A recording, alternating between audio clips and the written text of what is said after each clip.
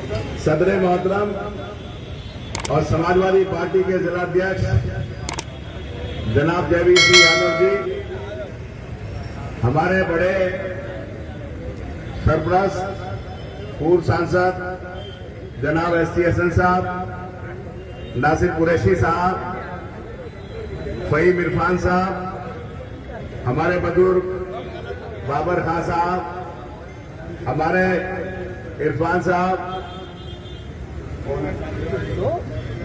भैया पूरा धरना खत्म करेंगे, दिल करे दे दे ज्ञापन, ना दिल करे मत लो। तुम्हारे हिसाब से थोड़ी देंगे धरना, तुम्हें जो करना अपना तुम करो, हमें अपना धरना करने दो। बैठ यार, बैठते क्यों नहीं हो, बैठो ना यार, खड़े हुए कोई मतलब हो गया। ए भैया फोटो वाले आप बंद कर दो, प्रेस वाले को नहीं, फोटो का मामला खराब हो जाएगा।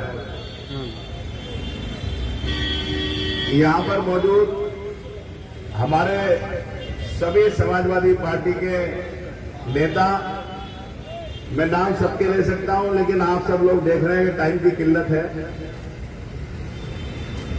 जितने भी हमारे कांट विधानसभा क्षेत्र से आए, मैं नाम सबके ले सकता हूं, मैं सबका उनका शुक्रगुजार हूं। समाजवादी पार्टी के जो पदाधिकारी हैं, जो नेता हैं, उनका भी शुक्रगुजार हूं। फहीम इरफान साहब के जितने भी साथी आए, नासिर साहब के, और ठाकुरद्वारा विधानसभा से भाई कल्लन साहब कुंदरकी से, जितने भी हमारे पूरे मुरादाबाद जनपद से इस यूनिवर्सिटी को बचाने की मुहिम में जितने भी लोग आए, मैं सबका शुक्रगुजार हूं और आप लोगों का बहुत बहुत धन्यवाद। साथियों, आप सब लोग जानते हो कि मेरे से पहले जिन लोगों ने तकरीर की और आने का मकसद यहां पर बताया, आप देश के अंदर भारतीय जनता पार्टी की सरकार है और उत्तर प्रदेश के अंदर यहां पर भी भारतीय जनता पार्टी की सरकार है। क्या कहती है दोनों सरकारें? मौलिक अधिकार देती हैं शिक्षा का, ऐलान करती हैं कि हम इस देश के हर बच्चे को तालीम देने का काम करेंगे। फहीम इरफान साहब और नासिर कुरैशी साहब बैठे हैं यहां पर। कोई विधानसभा का सत्र ऐसा नहीं जाता जिसके अंदर 3-4 प्राइवेट बिलों का बिल ये सरकार नहीं लाती हो। जब हमने पूछा कि अध्यक्ष जी, सरकार ये बताए कि आप लोग कहते हो हम फ्री में शिक्षा देंगे, हम हर बच्चे को तालीम देंगे, लेकिन आप प्राइवेट यूनिवर्सिटी का बिल हर बार लेकर आते हो। तो उन्होंने कहा कि हम शिक्षा के रास्ते पे आगे बढ़ते हैं, शिक्षा के रास्ते पर हम लोग देश को ले जाना चाहते हैं। हमारा मकसद हर आदमी को तालीम देना है, इसलिए हम लोग इन शिक्षाओं के मंदिरों को और इन प्राइवेट यूनिवर्सिटी को बनाते हैं। हम विपक्ष के होने के बावजूद भी, इसलिए कि हमारे बच्चे तालीम याफ्ता हो, जो उस काबिल है कि जो यूनिवर्सिटियों के अंदर पढ़ा सके, उन पे बिलों को पास कराने का काम हम लोग विधानसभा के अंदर करते हैं। लेकिन मैं पूछना चाहता हूं, क्या कसूर था आजम खान साहब का? क्या आजम खान साहब का यही कसूर था कि उन्होंने भीख मांग मांग कर, कुर्ता फैला कर इस पूरे देश के लोगों से कहा कि मैं आपके बच्चों के लिए तालीम का इंतजाम कराना चाहता हूं, मैं आपके बच्चों के लिए, उस गरीब बच्चे के लिए जिसके माँ बाप के पास अपने बच्चे को डॉक्टर बनाने के लिए पैसे नहीं है, लेकिन उसने डॉक्टर बनाने का सपना देखा है, मैं उस बच्चे को डॉक्टर बनाना चाहता हूं। क्या सपना देखा उन्होंने कि वो गरीब बच्चा जिसके माँ बाप के पास उसे पढ़ाने के लिए पैसे नहीं है, मैं उस बच्चे को डॉक्टर बनाना चाहता हूँ, MBA कराना चाहता हूँ, LLB कराना चाहता हूँ, और 300 रुपए की फीस के अंदर आपके बच्चों को इंग्लिश स्कूल के अंदर पढ़ाना चाहता हूँ। ये हो सकता है कि मेरी नाराजगी या किसी की नाराजगी, किसी की कोई जाती बात आजम खान साहब से हो सकती है, लेकिन मैं एक बात जरूर कहना चाहता हूं कि आजम खान साहब ने जो काम किया है इस मुल्क के अंदर, उन्हें 100 बार हम लोग धन्यवाद करेंगे, इसलिए कि उन्होंने हमारे तुम्हारे बच्चों के लिए नहीं, इस क्षेत्र के हिंदू मुसलमान बच्चों के लिए, सिख ईसाई बच्चों के लिए एक तालीम का मंदिर बनाकर खड़ा करा, एक तालीम का ऐसा इदारा बनाकर खड़ा करा। आप मैं पूछना चाहता हूं कि जो लोग कहते हैं कि कि यूनिवर्सिटी आजम खान साहब ने अपने लिए बनाई है, तो जाओ सर सैयद अली खान साहब ने यूनिवर्सिटी बनाई अलीगढ़, जाकर देखो। इस पूरी दुनिया के अंदर अलीगढ़ मुस्लिम यूनिवर्सिटी का नाम रोशन कर वहां से पढ़ने वाले लोग जाते हैं।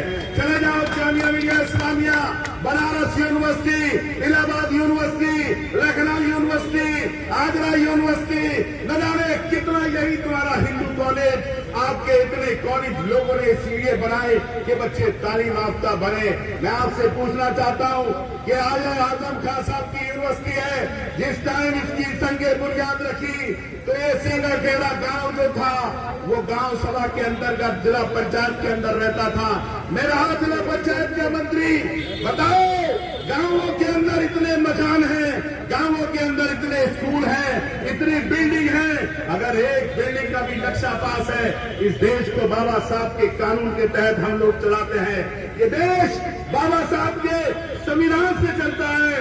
बाबा साहब का संविधान ये कहता है, बाबा साहब का संविधान हमें ये बताता है, आर्टिकल 25 के अंदर हमें अधिकार देता है कि हम अपने इदारे बना सकते हैं। हमारे बाल पंचायत 1948 का ये कहता है कि किसी भी अदारे को नक्शा पास कराने की जरूरत नहीं है। लेकिन मैं कहता हूं, अगर कोई कानून लेकर आती है सरकार, तो हम लोग इस देश के रहने वाले हैं, उस कानून का पालन करने वाले हैं, बाबा साहब के संविधान को मानने वाले हैं। लेकिन हम लोग सारे के सारे ये जरूर चाहते हैं, यहाँ बैठा हुआ एक एक इंसान, यहाँ पर आया हुआ एक एक शख्स इसलिए आया है कि हम लोग ये चाहते हैं कि जो मोहम्मद आजम खान साहब ने गरीबों के लिए यूनिवर्सिटी बनाई है, जो मजलूमों के लिए यूनिवर्सिटी बनाई है, जो हमारे बच्चों के लिए यूनिवर्सिटी बनाई है, जो आने वाली नस्लों के लिए यूनिवर्सिटी बनाई है, उस यूनिवर्सिटी के ऊपर अगर आंख भी उठेगी तो शायद यहाँ पर बैठा हुआ कोई शख्स ऐसा नहीं है जो अपनी हर चीज कुर्बान करने के लिए यूनिवर्सिटी के लिए तैयार नहीं हो जाए। मैं कहूंगा प्रशासन के लोगों से, सरकारें आती जाती रहती हैं, आप न्याय की कुर्सी पर बैठे हैं, आप न्याय मूर्ति हैं। सरकार कभी हमारी भी थी, सरकार दूसरी पार्टियों की भी रही, आज सरकार आपकी भी है। मैं आपसे कहूंगा, आप न्याय मूर्ति हैं। जब हम लोग जाते हैं विधानसभा के अंदर, कोई मंत्री खड़ा होता है तो संविधान की शपथ लेता है कि बिना द्वेष, बिना ईर्ष्या के जो भी वैसा मसला जो जनता के लिए होगा, जो गरीबों के लिए होगा, मजलूमों के लिए होगा, मैं उसे बिना द्वेष पास कराने का काम करूंगा। मैं कहूंगा उन न्याय मूर्तियों से, मैं कहूंगा उन सभी अधिकारियों से, मैं कहूंगा उन लोगों से कि आप न देखें, ये जरूर देखें कि यूनिवर्सिटी में पढ़ने वाले वो 3000 स्टूडेंट, उनका मुस्तकबिल जो फाइनल ईयर के स्टूडेंट हैं, वो सेकेंड ईयर के स्टूडेंट हैं। मैं कह सकता हूं, चले जाओ इन यूनिवर्सिटियों के अंदर, उत्तर प्रदेश की जितनी भी यूनिवर्सिटी हैं, अगर कानून ये है तो सारी यूनिवर्सिटियों के नक्शे उठाकर देख लो। मेरा दावा है कि 80% यूनिवर्सिटियों के नक्शे पास नहीं होंगे। जब उनके नक्शे पास नहीं है तो जो और यूनिवर्सिटी के नक्शे के क्या मतलब है।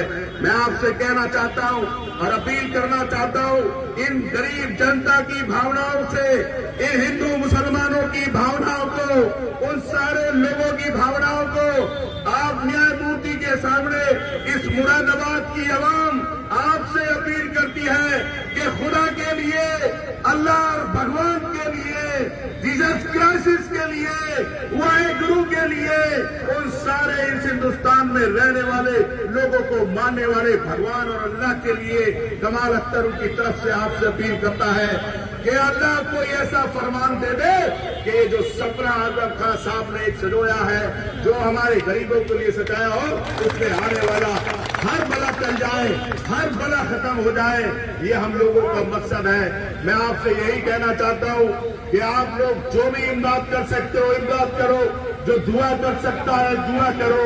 इस तालीमी इदारे को बचाने के लिए हमें यकीन है अपने उस रब के ऊपर, हमें यकीन है उस अपने जो हिंदू भाई हैं जो दुआ करेंगे और यकीन रखना उस भगवान के ऊपर, यकीन रखे जो सिख भाई बैठे वाहेगुरु के ऊपर वाला बहुत बड़ा है।